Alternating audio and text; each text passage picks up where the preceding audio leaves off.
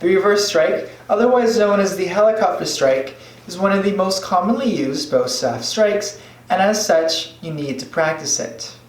Once you have the basic strike down, link in the description below, you need to start doing drills. Today, I'm going to show you how to do one of those drills.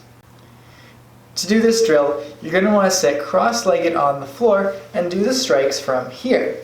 There are a couple of advantages to doing your reverse strikes close to the ground like this.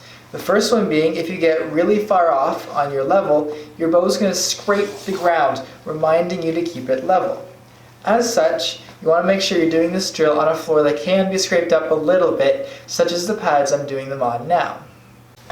An example of this in action is that if I go to do my reverse strike and I'm way off level and I end up striking almost perfectly down, my bow staff is really early on going to hit the ground. This will be an instant correction, reminds me that I need to make it more level and complete my reverse strike from there, and that I need to keep that in mind as I do the next one. Another advantage is that you're not using your legs here. Typically, you end up using your hips and your legs to get a little bit more power out of each strike. You can't do that here. This is just a drill for your arms. It also allows you to focus entirely on your arms. You're not thinking about your stance. You get to focus on only what your arms are doing and correcting them. You can do this drill either by counting up the number of strikes you do, potentially only counting correct ones, or seeing how many you can do in a single minute.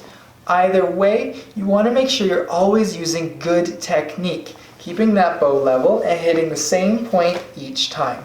Thanks for watching this video. I hope you learned something and that this drill helps you. If it does, please give it that thumbs up and check out my channel for other bow staff content.